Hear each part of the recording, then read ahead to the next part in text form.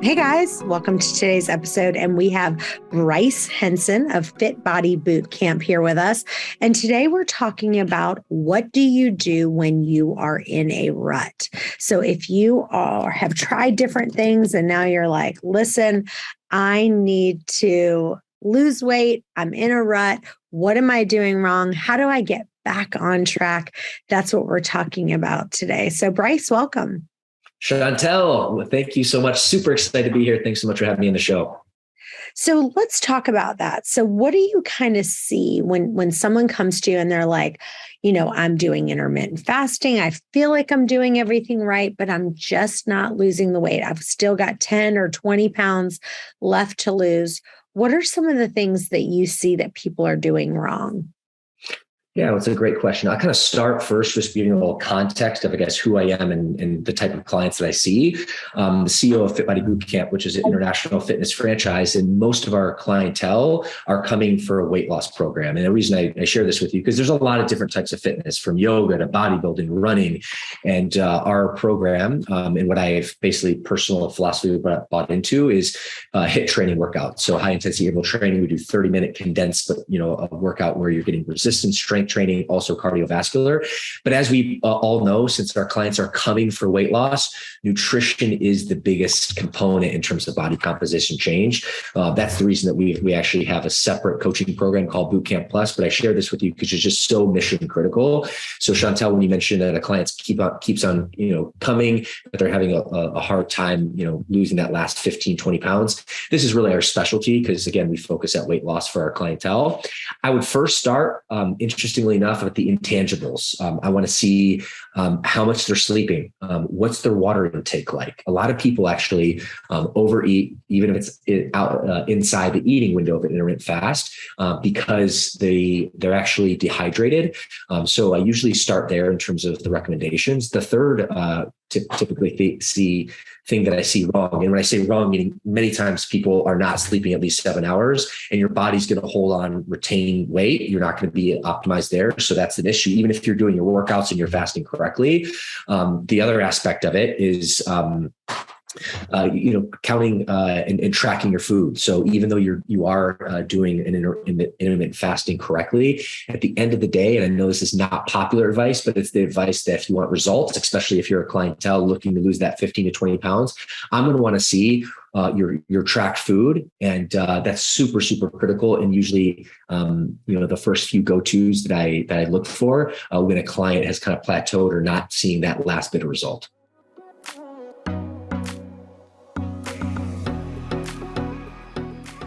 Yeah. So one of the things that I think that people are doing is that they're, like you just said, they're just eating flat too much food. Like the amount of food that they're eating is just too much. And I want you to kind of talk about that of like, okay, what are you looking for? If you're saying, okay, if someone said, okay, I am tracking my food, like how many calories on average would you say that an average woman that would need to be eating and an average guy? Like how many calories are you looking for them if they're looking to lose weight? Yeah, and there can be some ranges, but I'm always hesitant to this because every body's a little bit different. And that's why we provide custom, solution to our training program. Also, too, there's different, stages and phases, if you will, in terms of fat loss, maintenance phase, reverse diet, et cetera. So there's a lot of factors at play. So I'm always hesitant to kind of just throw like a general recommendation. And in fact, the protocol that I typically follow that I can speak most confidently on is just counting macronutrients, because macronutrients are the building blocks, if you will, of a good, healthy nutrition program. For me, I track, I'm a 185-pound guy, I have about 9% body fat. So all intents and purposes in good shape. I typically eat about 3,000 calories a day, but I'm looking at, I guess, my software that is my tracker, if you will, that tracks my calories. And I'm on target this week for 199 calories of protein, grams of protein on a daily basis. From a carbohydrate perspective, my range is, and my goal is about 275. And then I'm looking for about 90 grams of of fat. So from a calorie perspective, is typically not my zone of genius or the huge philosophy that I typically look towards, although that's important. It's a part of the equation, but really your macronutrients being your proteins, your carbohydrates, and your healthy fats, that those are the ranges that I typically look for in myself. And again, it can adjust the time of year. I can adjust my particular goals, like what I'm trying to do. So I think that's also really important. And I guess the call to action that there's no one size fits all. Your bodies are different. And that's the really value of bringing on a fitness coach or a nutrition coach, a health coach, to be able to provide you guidance, and certainly working with organizations like yours and ours, Chantel, to have the biggest impact and influence from a result perspective for our clients. Hey guys, I wanted to share with you a quick bedside routine that I'm using at the moment.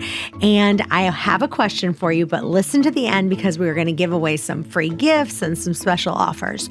So if I was going to ask you what the number one health problem from all over the world, what would you say it is? Well, if you guessed sleep, you'd be right. Did you know that people are complaining all the time about lack of energy? And that's the symptom. But guess what? What is the root problem? The root problem is they're not getting enough sleep. And if you're not getting enough sleep, that's going to affect your mood, your hormones, weight gain, and so many other things. So some people, not me, I hit the pillow and I'm like, boom, I'm going to sleep immediately. But I do have friends that say, they just stare at their ceiling. They're awake for hours and hours looking at their phone. But maybe you're like, yes, I am getting sleep. But then when you wake up, you are literally exhausted. Well, here's what I want to suggest. I do this every night. Take a glass of water and take 2 natural magnesium breakthrough capsules 30 minutes before bed. This is what I love. It has 7 essential forms of magnesium, and that is the key difference. Like everyone I know is in love with this product. So just so you know, they're giving away all these bonus gifts for the next 1,000 customers, and it's really, really awesome. They're doing like mast enzymes, their enzymes, their probiotic, and so you're going to get to try a ton of free products. So right now, go to magbreakthrough.com/wasteaway, and you are going to get a ton of free things if you're one of the first 1,000 people. So go on there now. Don't forget to do magbreakthrough.com/wasteaway. Get the free gifts, and it's going to be amazing. I know you're going to love it. One of the things that I love that is super healthy for you is avocado. And I'm like obsessed with avocado, and I feel like $1,000,000 when I eat it. But it also is extremely has a lot of fat in it, and it has a lot of calories. So I think that it goes back to like balance and being balanced. So like if you were going to advise somebody on how much avocado to eat, what would you say? Well, it's a great question. And I always like to say that there are healthy foods that can still make you fat because they're very dense in caloric value. So avocados is a go-to for me. I love it. Highly encourage you to consume avocado, generally speaking, to get your healthy fats.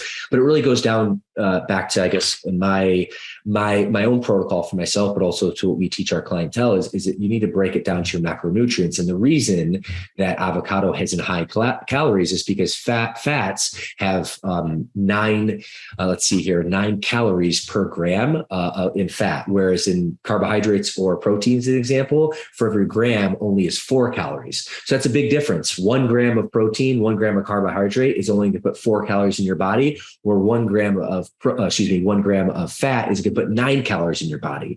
So that's why it's really important from a healthy fat perspective. You need them. They're so valuable to your body for optimization for longer term health. But you need to be, careful and cautious on that. And probably the best way to go about that would be to, get a tracker where you can actually see how many calories you're consuming of fat.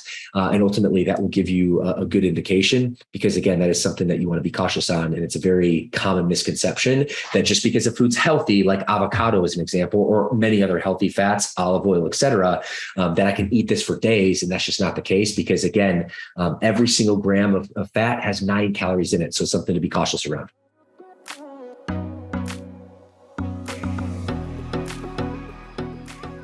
So one thing that I feel like people love about intermittent fasting is that they just do not want to track their every calorie and track every macro and track everything like that, because that makes you obsessive compulsive, right? Like, it's like, oh my gosh, I've got to track this, I've got to track that. And people who are naturally thin and who are intuitive eaters, they eat when they're hungry, they stop when they're full, they eat what they're craving, they're eating, generally healthy foods. And that's one of the things that I really teach people is like, learning how to be an intuitive eater, learning how to be someone who's naturally thin. They eat when they're hungry, they stop when they're full. But I also think that if you're in a rut and it's like, okay, well, I think I'm doing the right thing, I think I'm, eating healthy. And then they go, okay, well, something's wrong. Like, I'm in a rut. So I think tracking what you're doing for, a week's time is really healthy, because it does go, okay, let me see, why am I not losing weight? And you start going, oh, because I'm eating too much sugar. Oh, I'm eating way too much fat. I'm not eating balanced. So I think that is healthy. I'm not a fan of tracking every macro and tracking every carb for the rest of your life. I don't think that's balanced, and I don't think that's the way to go. I do think it's a good idea for a short window when you are in a rut. So talk about that for a little bit. Like, if somebody, we have a lot of women who are listening. So let's just pretend we've got somebody who is a woman, maybe they're 200 pounds and they want to get down to 130 pounds, something like that. What would be the steps that you would give somebody who is on that path and they want to bring their weight down? What would you suggest? Yeah, love that, Chantel. I'll be happy to jump in. And I love the philosophy as well. There's no right or wrong answer. At the end of the day, it all comes down to, where you are as a person, what your goals are, what obstacles you're currently facing, and what you want to get to. And again, Chantel, that's the value of hiring you as a coach, because again, there shouldn't be a one size fits all. Every person's a little bit different. Their body's a bit different. The way that their body reacts to things is a little bit different. And also too, their goals are a little bit different. So I think there's a lot to be said there. In terms of, what are some, recommendations if someone's 200 pounds and then want to get to 130? Number one, I applaud you for having a goal and having a target. Most people actually just wander aimlessly through life without a specific target. So the fact that you're already thinking that says a lot about you and where you want to go. Also too, again, where you're going to be at your journey when you're 200 pounds compared to when you're 140 pounds when you're hitting your goal. Those are two separate things. So kind of going back to my philosophy of not, one size fits all, that's going to be the best approach. Honestly, if you're 200 pounds and you want to get to 130, the first few steps you're going to take is, are you sleeping well? Are you lowering your stress? Are you drinking enough water? Are you moving? Okay. And of course, nutrition is going to be a big component of that. Can you make some small baby steps to clean up your nutrition? And, Chantel, to your point, I think there's a lot of value. I'm a fitness professional. I do track my food. Do I do that for the whole year? No.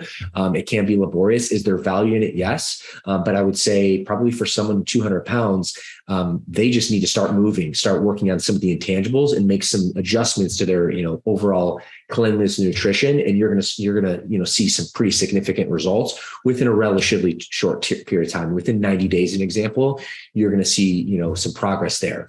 But to your point, as you continue with your fitness journey, it gets a little bit harder because your body still wants to maintain that fat and energy. So you're going to have a lot harder time losing 10 pounds when you're 140 pounds compared to when you're 200 pounds, as an example. So I think that's also why getting a coach like you or I is so important, because your coach can kind of guide you there every step of the way. So, for someone who's 200 pounds wanting to get to that initial goal or the goal of 130, probably for the first X amount of times, I wouldn't even bring up the subject of tracking, because to your point, that isn't balanced. That's going to be way too overwhelming.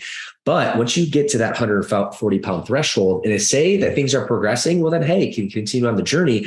But kind of the first question that you mentioned, if you're hitting that, plateau phase and you've been at that 140 pounds now, you've made all this progress, but you still can't seem to lose that last 10 or 15 pounds, then I think it's an opportunity to explore, and maybe even beforehand, but explore tools that we both really align and believe with of intermittent fasting. Incredible way, not only for your mind, your body, your soul, but really to rejuvenate yourself yourself. And that will help with that. That's a strategy that can definitely help with fat loss, but overall general health. That also could be a good opportunity where, hey, I'm stuck with those last 10 pounds. Then you need to get a little bit more dialed in. Then I would encourage you, hey, it might be good to track your food for 30 days because, if you really want to kind of get to that last goal and you're almost there, you need to be making a little bit more fine tweaks, if you will. So to kind of put a bow on that answer, that just gives you a high level understanding of really what that journey looks like, the value of coaching, where you're going to be at different stages and the tools that you need to use in the different stages. But again, to put a bow on it for the here and now, if you're, 70 pounds away from your goal,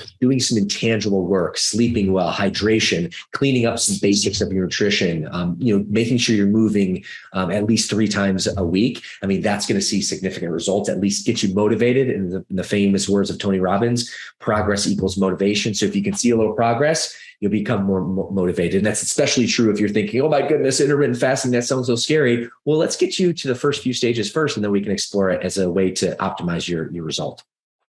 I want to tell you guys about a new find that I found, and it is really amazing. It's called Newtopia. We actually, if you go to our Facebook page right now, we're giving away a bunch of different free products on it. You guys have heard all about these different superpowers of mushroom extracts and collagen. And so this product has all of it. This magic in a jar is called Kala Genius. It's kind of a funny name because it's like Kala Genius, but it is genius. It's delicious, it's effective, and you simply add it to your coffee or you mix it with water. So the biggest thing that I like is that it'll refuel your brain without giving you jitters or crashes. So if you struggle with brain fog, have difficulty focusing, you might want to try it. It was just launched. Like, this is literally just brand new, hit the market. But go to newtopia.com/wasteawaygenius and use wasteaway10 during the checkout and you'll save 10%. So a lot of our listeners, I hear they send in questions and they are on their last 10 pounds or their last 20 pounds. Let's talk about, for those people who are on their last 10 pounds, their last 20 pounds, they can't get there. Give us some little tricks, like any things that you have that are maybe low calorie treats that you love, anything that you go, I've seen people when they do these little tips, that gets that last 10 pounds off or last 20 pounds off. Yeah, candidly, and it's interesting, Chantel, I know this is a philosophy that you really strongly believe in. I usually, in my arsenal of intermittent fasting, that's not the first thing I recommend to a client, especially the client example that we just talked about, who needs to lose 70 pounds. But that's a tool in the arsenal that I use as the client continues to progress on their journey. So that would be an incredible tool to look at. Also, I mean, just again, going back, if you're looking to lose that last 10, 15, 20 pounds and you've made significant progress, I really do strongly believe that's an opportunity for you to kind of, really optimize your nutrition, your calorie intake, your macronutrient intake by tracking your food. I think you'll learn a lot in that process. And then, of course, I mean, the foods that I eat to keep me nice and lean, about 9% body fat, which I fluctuate between 9 and 11% throughout the course of the year, depending on the seasonality, the stress levels, what's going on. But generally speaking, again, hydration is crucial. One of my first fitness coaches was a bodybuilder, and he was 30 years older than me. And he said, Bryce, if you really want to get lean, hydration, that is like principle number one. Aside from that, what I typically, some go-to choices for me, avocados. Almonds are healthy fat. That's usually my stack, or some trail mix. You got to be careful though with because marketing's, a beast. What's put on the front of the label compared to what behind the label. Marketing's in the front, the nutrition or the nutrition information's in the back. So sometimes trail mix can have like high, candy and chocolate and sugar. So you need to stay away from that. But ultimately, healthy sources of fat in that capacity are really strong. Lean cuts of protein, chicken, salmon, fish. Granted, salmon's not lean. Tilapia is an example, but good healthy protein sources. I am a big fan of lean beef, not in excess, like 1 time a week or 2 times a week. But let's see here. Meal prep is also really good. So typically my normal nutrition protocol, I do intermittent fasting, and we can talk about that. I do it slightly different because there's a few ways that you can do it. I'm a huge proponent of it, not only for the physicality, the weight loss, but also too for the mental health, the energy, et cetera. But aside from that intermittent fasting protocol, typically my nutrition looks like this. I wake up, I drink water immediately, about 15 ounces. I drink a gallon of water throughout the day. After my workout, I grab a protein shake that has 40 grams of protein, some carbohydrates as well, but overall very healthy. From there is usually when I have some almonds, and usually have later in the morning is a mid-morning snack. I bring actually 3 meal prep meals from a local meal prep provider. Basically, one is my late morning lunch, one's my afternoon kind of later meal, and then typically have dinner. So I'm eating 3 whole meals a day. And then typically I'll have like a protein bar or something along those lines. But again, you got to be careful because not all protein bars are made equal. A lot of times they're just candy bars. They're packed with sugar. So you need to be very conscious of that, which I'm always really specific with my recommendations. So that's my particular protocol. But again, and also too, a few strategies that if you're trying to lose that last 15 pounds, that will definitely help you there. But I'm going to say this one more time. The value of Chantel, what you do, the value of what we do is you got to get a coach, because let's face it, most people are not fitness professionals, and rightfully so. They're not sitting behind their desk thinking, okay, I'm so excited to create my workout programming and my nutrition program for the following week. You're focused on building a business or raising a family or doing what you need to do. Focus on that. And then just hire a fitness coach that can actually help provide you this guidance, which is really, again, my continued call to action. Well, and what you just said is true. I actually hire a personal trainer, and I have one 5 days a week. And the reason is because, I do 3 days, I do it with a small group. So it only costs me like $15 because we do it, it's not just one-on-one personal training. It's like a small group, but it holds me to be accountable every day. And I literally do not need anybody to teach me what to do at the gym. Like there's literally no workout you can teach me, but I need that accountability to be successful. And so, like you said, for us, we have coaching that we offer as well. And it's really a matter of holding people accountable, and you need someone sometimes to hold you accountable. And if you don't, then it's like you can go rogue, And so it's like, for me, do I need somebody to teach me something at the gym? No, I really don't. I do need somebody to hold me accountable to be there at 5 a.m. or 6 a.m. When I'm there, because otherwise I'll just hit the snooze button. So that is really important.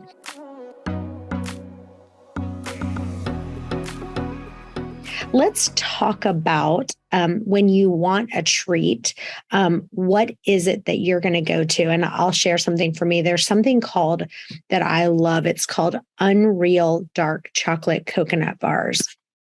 And for me, they are really, really good. Like I love them. And they're so, the ingredients are so clean. And they don't spike my sugar. So they're really, really good. And so when I want something sweet, they're about 70 calories and they're about this big. But the ingredients are really, really good. And so I feel like it doesn't drive my insulin, crazy, So they are 70 calories. So they're not like super, super like low calorie or anything. But I don't, it's not like me eating, a Snickers bar or something like that where it's going to drive my sugar way, way up. So what if you are wanting something sweet, or if you want a sweet treat, give us maybe 2 or 3 of your go-tos where you're like, it's not tons of calories. And I feel like it kind of gets your sweet tooth going.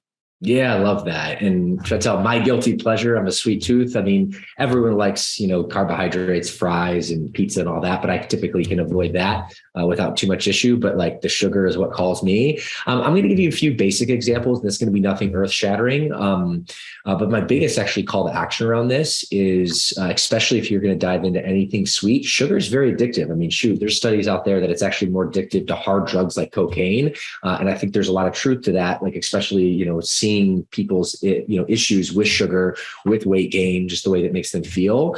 So just being very cautious of that. So my biggest actually hack is if you're going to put any sort of sugar in your body, whether it's natural, like a banana, some grapes, and an apple. I'm a big fan of, like, if you can go natural, that's probably the best, like organic. So, those would be kind of my go-to sweets. I like grapes. I like fruit. I like apples. I like oranges and pears and things of that nature. So that's what I go to kind of satisfy that sweet tooth. But more importantly to that, because sugar is so addictive, unchecked, you start with a bag of Unreal Snacks as an example, which is incredible, low calorie, et cetera, very clean for you. But if you're not intentional and you're not focused, there's some sugar in there. There's some sweetness in there. So typically human nature can be tend to overeat. So my big call to action, anytime you're going to put any bit of sugar in your body, even if it's small, accompany that and make sure you're drinking water directly after that. Because for whatever reason, from a chemical perspective, when you drink water, you actually feel a little bit more satiated, and the sugar actually gets a little bit released from your palate. So the urge and the probability that you're going to eat more actually goes down. So find a healthy snack. Unreal is a great option. Some of the natural options that I provided also work for me. But regardless of what you do, make sure to have water with you throughout the course of the day, but specifically anytime that you put sugar in your body, that will reduce the probability that you'll have developed the craving to eat more. Hey guys, I really want you to join our Intermittent Fasting and OMAD Facebook group. We're doing tons of giveaways right now for posting your before and after pictures, and just for posting a question in there. We're giving away free protein shakes, some digest aid, all kinds of fun stuff. So please join our Intermittent Fasting and OMAD Facebook group. The link is in the show notes. Yeah. And I think the other thing is, and I'll ask you this. So like for me, I've kind of learned my body that, and I agree that sugar is the biggest thing if you can get it out of your diet. And I can't get rid of it altogether. But what I do is I say, okay, like for those Unreal chocolate bars that we just talked about, there's 3 grams of sugar per little bar. So I'll have 2 of those, which is 6 grams of sugar. So for me, I kind of have a hack where I say, okay, I know I can get out of control if I'm eating more than 6 grams of sugar. If something has 8 grams of sugar or higher, I'm going to really be careful because, it will spike my insulin, and then I just want more and more and more and more, and I can just go crazy about it. So do you kind of have that number? Like when you're looking at something, are you going, okay, I'm going to look at it. If it's 6 grams or more, 8 grams or more, or whatever it is, if it's not fruit, and you can get crazy with fruit too. Oh yeah. You have something where you go, okay, I am looking at my sugar content and I want my sugar content to be this or less, and I'm only having it a couple times a day. Talk about that. One, I want to give you so much credit that you have a specific amount of sugar grams in mind, because that's a huge game changer. So being just aware is like the first step of the battle. And, if your audience, if you're listening here and you can create some awareness around what you actually do consume, which is actually what tracking does. It actually, the biggest thing, it creates awareness. I mean, you're well on your way. So whether that's like, noting that, being visual about that, writing that down, et cetera. Candidly, I just learned something from you. I don't actually have a specific number in mind in terms of sugar that I look for. I do know though, just like subconsciously, if it gets in the double digits, that's when it just causes some concern. So I think I probably just had that like an organic kind of, something that came natural to me, like a metric, but I haven't been so detailed. But I actually, take your advice here and get a little bit more granular, because I think that's an incredible thing to do to actually create a metric for yourself. Because when you create a metric for yourself, that it's either you're doing it right or you're not. And let's face it, human nature, we're fallible. We're going to make mistakes. So it's not to say that you're not going to execute it, even though you set your mind to it. But chances are, if you have awareness to it and you set an internal rule, you're going to be, hold yourself a little bit more accountable. Of course, exponentially so if you have a coach to hold yourself accountable. So that would be my take on that. Yeah. So I actually got that from my mom. My mom is extremely thin. She's a size 0. And she's just like, I actually saw her last time. I'm like, Mom, you look a little too thin. Like she's just super, super thin. She ranges from a 0. She's like, well, actually right now I'm in a size 2. I'm like, oh gosh, getting up there, getting up there, Mom. Yeah. And so I really learned some things from her. But one of the things that she always does is at night, she's really fanatical about just having like a protein and a vegetable. Like if she was going to have a little bit of a potato or a little bit of, some kind of bread or something. She usually does have that during the day. And then like at night, she's pretty, strict about having just like a protein and a vegetable. And then the other thing is anytime she has something sweet, she will look at it. So like I'll say, oh, Mom, I found this great thing. It doesn't have a lot of chemicals. It's super healthy. And she's like, let me look at it. And if the first thing is, she's like, if it has more than 6 grams of sugar, she's just not eating it, So that's kind of her number. She's like, anything more than 6, every once in a while, she'll have 8, if it's 8 grams or less, and it's like made with real fruit or something like that. But that's kind of her number. And she's like, if it's more than that, she's like, it just will spike my insulin. And then she always says this, she's like, sugar begat sugar begat sugar begat sugar. It's like the more sugar you have, the more sugar you want, the more you have, the more you want. And it's like, that's like her mantra, sugar begat sugar begat sugar begat sugar. And she's like, I just don't want to go there. So for her, it's like, yep, I do want a sweet treat. And she has something right after lunch and right after dinner. She always has something, but it's always that 6 or 8 grams or less, like that Unreal chocolate or a piece of dark chocolate, or, that's low sugar. So I think that's a really good tip. Anything else that's like a little treat that you're like, I feel like you're really doing something, but you're still being pretty healthy when you're doing it? Oh, shoot. Great question. I want to actually just expand on your mom's sugar begat sugar begat sugar. I've never heard it in that way, but it just resonates so much. I usually kind of talk about the addictive component to it. But really, you're saying the same thing in a different way, and I could not agree more. Actually, I don't. I mean, I think from my perspective, I kind of laid down my kind of hack around kind of sugar and the cautiousness around it and the water aspect, which helps alleviate the craving there. It's something that you definitely need to be very conscious, and there's definitely healthy choices out there. I actually just want to reaffirm your point about the coaching and your story about how you're fitness professional, you're in the health and wellness game, and you still have a personal trainer, which is just so incredible. And it just shows the value of coaching, or, even group coaching in that way. And I'm the same way. I'm a really disciplined guy. Okay. So I'm a coach, not only a fitness coach and nutrition coach, but also a health and business coach, to, many people, hundreds of franchisees, hundreds of thousands of coaches and clients throughout the way. But we all have blind spots, myself included. And as to give you an example, I'm a recovering alcoholic. I'm happy to admit, and I stopped drinking at the very tail end of 2016, which is a big win. However, I enrolled myself in a very famous, well-known coaching group, which really is an alcohol resistance or elimination coaching group. Because while I'm very buttoned up in a lot of aspects of my life, everyone has blind spots, myself included. So that accountability, that coaching, for me, that's what I gravitate to. But for you, it could be some other things. And most people, health and fitness is a big, source of the need for accountability. But I just wanted to really reaffirm your point and really give you some, acknowledgement, the fact that you're in this space, but you still see the value of personal training coaching for you, and as well as do I, because I have a group personal training regimen with my coaches on Monday and Friday as well. So we're products of our product.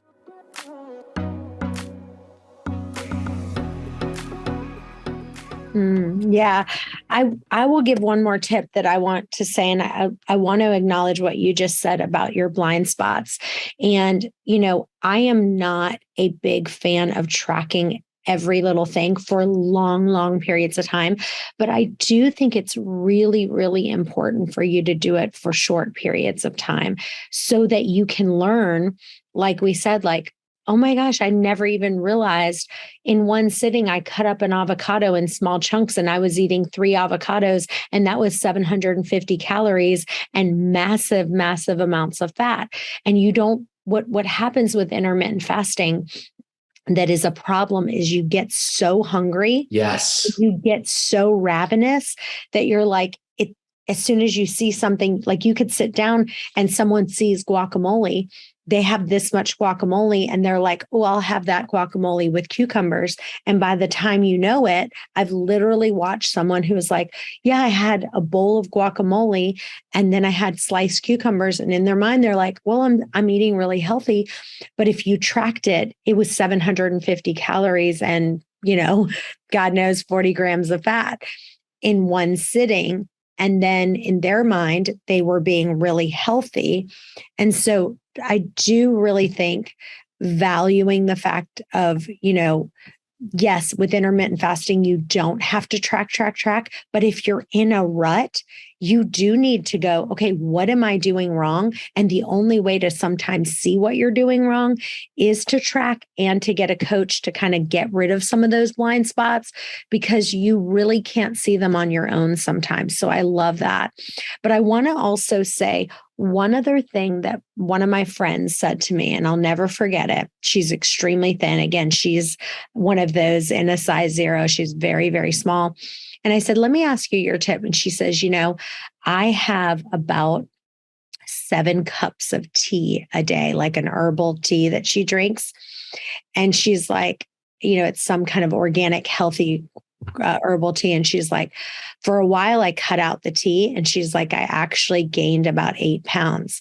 And she's like, what I realized is that sometimes I just want to do something. And she's like, that hot water with the lemon and like an herbal tea. She's like, it was it's called a meal finisher.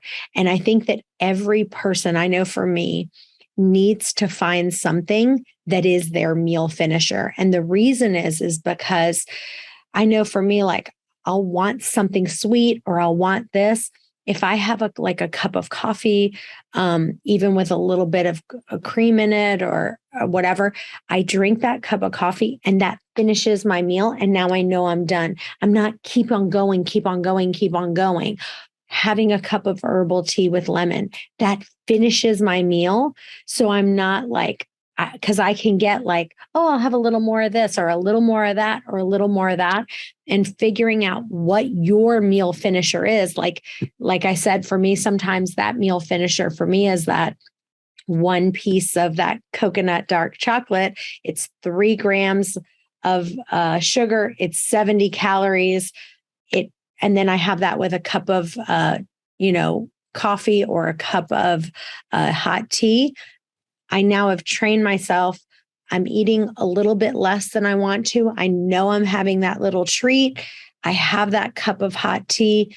I know I'm now bringing my meal to the end, and I'm not continuing to look, because sometimes I can go, I might not fully be satisfied at the end. So I want to snack on this and a little bit of this and a little bit of that, and it ends it. So I want to give that tip as well. Love that. And the tea aspect is so great because obviously it, helps with overall health, reduces toxins in your body, et cetera. But it really is that I've never heard it called a meal finisher before. We're so aligned. And these are just different tools that we use to basically, to your point, intermittent fasting is a tool, getting a coach is a tool, tracking your food is a tool. There's certain times where they work and it's important. It's certain times that you need to adjust strategy. So I think, we're aligned there, and these are just all tools in our health and wellness, arsenal. But the meal finisher, I usually just go recommend water, which obviously tea is water is a major component in tea. But really, I'm going to take that, I guess, terminology from you, because I couldn't agree more, and it will help, in many ways as you just, articulated. So awesome. Well, this has been great. Bryce, tell listeners where they can find you and where they can follow you. Oh, love that. Thank you so much for the opportunity, Chantel. For me, or for our website, which you can find us, whether you're, someone looking to lose weight, get group personal training. Our website is fitbodybootcamp.com. That's where you can find us there. Or if you're a fitness professional, but really want to be able to scale, whether nutrition, fitness coaching, et cetera, we're also provide opportunities for franchise partnerships. So something to keep in mind. But regardless, at a personal level, I would love to continue to add value and serve you and your audience. So you can find me at all major, social media platforms, whether it's Facebook, Instagram, LinkedIn, TikTok, et cetera, at Real Bryce Henson, not to be confused with Fake Bryce Henson. So that's where you can find me. Awesome. Well, you guys stay tuned. We've got another episode coming up in just a few. Bye-bye for now.